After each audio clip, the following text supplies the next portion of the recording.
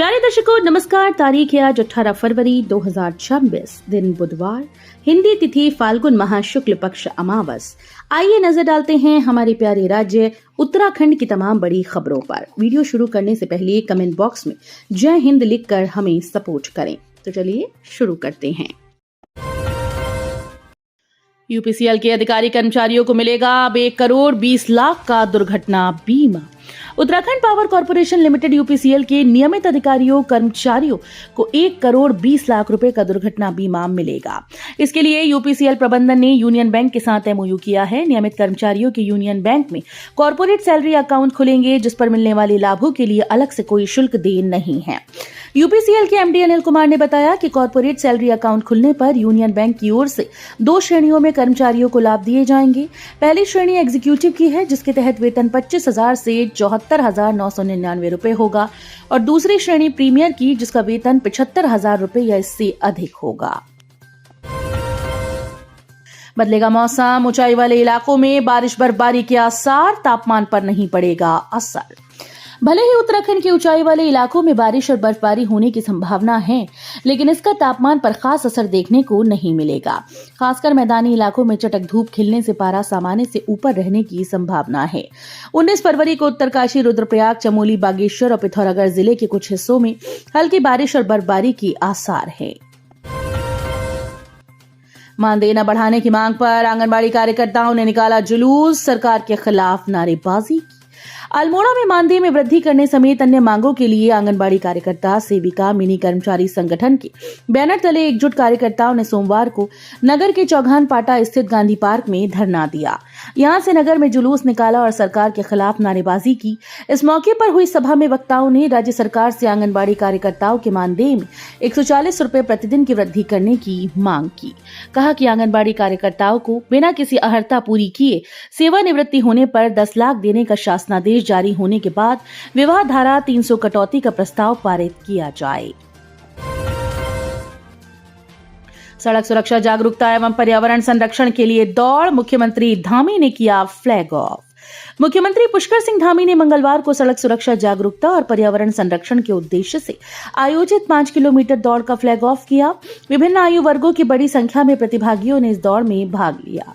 Cantt road, Dehradun से मंगलवार को फ्लैग ऑफ के दौरान मुख्यमंत्री धामी ने सभी प्रतिभागियों को सड़क सुरक्षा नियमों के पालन व पर्यावरण संरक्षण के प्रति जागरूकता बढ़ाने की शपथ दिलाई। सरकार ने तय की तिथि 9 से 13 मार्च तक भराड़ीसैंण विधानसभा में होगा बजट सत्र। ग्रीष्मकालीन राजधानी गैरसैंण स्थित भराड़ीसैंण विधानसभा में 9 से 13 मार्च तक बजट सत्र होगा। प्रदेश सरकार ने बजट सत्र की तिथि घोषित कर दी। इस संबंध में विधायी और संसदीय कार्य विभाग ने विधानसभा सचिवालय को पत्र भेज दिया। राज्यपाल की अनुमति के बाद बजट सत्र की अधिसूचना जारी की जाएगी। पिछले वर्ष भराड़ीसैंण विधानसभा भवन में मरम्मत कार्य के चलते प्रदेश सरकार ने देहरादून विधानसभा भवन में बजट सत्र आहूत किया था। कैबिनेट ने बजट सत्र की तिथि व स्थान तय करने के लिए मुख्यमंत्री पुष्कर सिंह धामी को अधिकृत किया है। अब टिहरी और रुद्रप्रयाग जिला न्यायालय में बम की खबर, पुलिस और एलआईयू की टीम ने खंगाला पूरा कोर्ट। नई टिहरी और रुद्रप्रयाग जिला न्यायालय में बम होने की सूचना पर हड़कंप मच गया। वहीं उत्तरकाशी में जिला न्यायालय के बाद आज कलेक्ट्रेट परिसर को बम से उड़ाने की धमकी मिली। पुलिस ने परिसर को खाली करवाकर बम निरोधक दस्ता और डॉग स्क्वाड निरीक्षण कर रहा है। पुलिस और एलआईयू की टीम न्यायालय पहुंची और हर कोना खंगाला। प्राथमिक जांच में कहीं भी कोई संदिग्ध वस्तु नहीं मिली। घायल हाथी की पीड़ा पर संवेदनहीनता भारी, तट पर तड़पता रहा, मदद के लिए लगाता रहा गुहार। राजाजी टाइगर रिजर्व में वन्य जीवों की सुरक्षा का जिम्मा संभालने वाले कर्मियों की संवेदनहीनता का मार्मिक दृश्य सोमवार को सामने आया। ये तब हुआ जब गंगा नदी के तट पर एक गंभीर रूप से घायल हाथी पूरे दिन दर्द से कराहता खड़ा रहा, लेकिन जिम्मेदार तंत्र तमाशबीन बना रहा। ग्रामीणों ने गौहरी माफी क्षेत्र में बिरला मंदिर के समीप नदी किनारे हाथी को देखा। उसकी एक पैर में गहरी चोट थी, जिससे वो पैर घसीटते हुए मुश्किल से चल पा रहा था। चलते समय कई बार उसका संतुलन बिगड़ा और वो गिरते गिरते बचा। ग्रामीणों ने उसकी हालत देखकर चिंता जताई और वन विभाग को सूचना दी। इस दौरान ग्रामीणों ने हाथी का वीडियो भी बनाया। गदरपुर विधायक ने आईपीएस के तबादलों पर कसा तंज। रुद्रपुर में अपने बयानों से अक्सर सुर्खियों में रहने वाले गदरपुर विधायक अरविंद पांडे ने फिर से तंज कसा। एसएसपी मणिकांत मिश्रा के तबादले के बाद उन्होंने कहा कि जिले से एक मणिकांत गए हैं, लेकिन 4 और मणिकांत आ गए। एक चंपावत से, एक हरिद्वार से, एक अल्मोड़ा से आए और एक पहले से जिले में है। चारों से हमारे मुख्यमंत्री काम संभलवाएंगे क्योंकि उधम सिंह नगर में काम बहुत है। विधायक पांडे का 2 मिनट 55 सेकंड का वीडियो फेसबुक पर वायरल हो रहा है। एआई की सलाह से ले रहे दवाई आफताई, दवाओं के रिएक्शन के बाद अस्पताल पहुंच रहे हर रोज 15 मरीज। आप भी अगर तबीयत बिगड़ने पर लक्षणों के आधार पर एआई में दवाई के लिए पूछते हैं तो सावधान हो जाइए। ऐसे आपकी जान के लिए जोखिम पैदा हो सकता है। दून अस्पताल के मेडिसिन विभाग की ओपीडी में गलत दवाएं लेने से रिएक्शन की चपेट में आए हर रोज करीब 15 मरीज पहुंच रहे हैं। चिकित्सकों ने इसके प्रति गहरी चिंता जाहिर की। विशेषज्ञों के अनुसार लोग एआई को डॉक्टर मानने लगे हैं। उन्हें स्वास्थ्य से संबंधी कोई भी दिक्कत होती है तो वे फौरन अपने लक्षणों के आधार पर एआई से पूछते हैं कि क्या मैं बीमार हूं। इसके बाद एआई संभावित गंभीर से गंभीर बीमारी के बारे में बताता है। इससे मरीजों के अंदर डर पैदा होता है। लोग एआई की सलाह पर दवाइयां खा लेते हैं जो उनके शरीर में नकारात्मक रिएक्शन के रूप में देखने को मिलती है।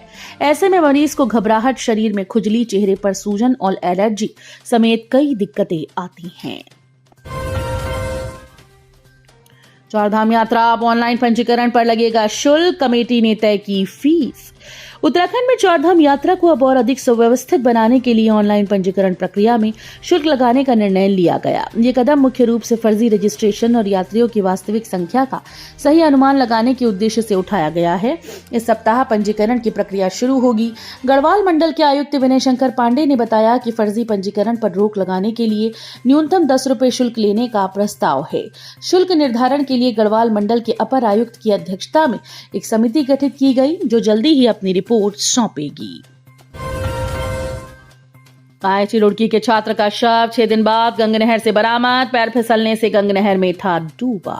आईआईटी रुड़की के एमबीए छात्र का शव 6 दिन बाद गंगनहर से बरामद हुआ। विगत 11 फरवरी की शाम आईआईटी रुड़की आशीष शुक्ला अपने दोस्तों के साथ गंगनहर के पास घूमने आया था। अचानक यहां पर उसका पैर फिसल गया और वो गंगनहर में डूबकर लापता हो गया। उसके डूबने का एक दर्दनाक वीडियो सामने आया था।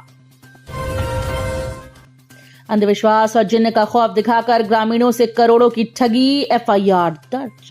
काशीपुर के आईटीआई कोतवाली क्षेत्र में अंधविश्वास के नाम पर करोड़ों की ठगी करने का मामला प्रकाश में आया। जिन्न का खौफ दिखाकर एक व्यक्ति लोगों से दुगने रुपए का लालच देकर करोड़ों लेकर भाग गया। पीड़ितों ने आईटीआई कोतवाली पुलिस को तहरीर सौंपकर कार्रवाई की गुहार लगाई। पुलिस ने जांच कर कार्रवाई का आश्वासन दिया है। राजधानी के बसंत विहार में युवक की हत्या, दोस्तों पर लगा आरोप, कई दिन से था लापता। बसंत विहार थाना क्षेत्र में युवक की हत्या का मामला सामने आया। मृतक की पहचान दिगंबर धीमान के रूप में हुई, जो पॉक्सो एक्ट के एक मामले में आरोपी बताया जा रहा है। जानकारी के अनुसार दिगंबर 9 फरवरी को परिजनों को दोस्तों के साथ बाहर जाने की बात कहकर निकला था। देर रात तक वापस न लौटने पर परिवार ने उसकी तलाश शुरू की। परिजनों ने 11 फरवरी को पुलिस को सूचना दी, जिसके बाद पुलिस ने जांच शुरू की। प्रारंभिक जांच में सामने आया कि दिगंबर की हत्या उसके ही कुछ दोस्तों ने बेसबॉल स्टिक से की थी। लक्सर बालावाली मार्ग पर हादसा, गन्ने से भरी ट्रैक्टर ट्रॉली ने बाइक सवार को कुचला, बेटा बाल बाल बचा। लक्सर बालावाली मार्ग पर गन्ने से भरी ट्रैक्टर ट्रॉली ने बाइक को पीछे से टक्कर मार दी। ट्रैक्टर से कुचलकर बाइक सवार व्यक्ति की मौके पर मौत हो गई। बेटा बाल बाल बच गया, उसे हल्की चोटें आई। दुर्घटना के बाद चालक ट्रैक्टर को छोड़कर भाग निकला। पुलिस ने शव का पोस्टमार्टम कराया है। रायसी क्षेत्र के पंडितपुरी गांव निवासी लोकेंद्र 40 वर्षीय के परिवार की महिला लक्सर में एक निजी अस्पताल में भर्ती है। लोकेंद्र महिला और उसके साथ मौजूद तीमारदारों के लिए खाना लेकर अस्पताल आ रहे थे। बाइक पर उनके साथ उनका नाबालिग बेटा अनमोल भी था। तो ये थी उत्तराखंड की बड़ी खबरें। हम मिलेंगे अगले बुलेटिन में, तब तक के लिए धन्यवाद।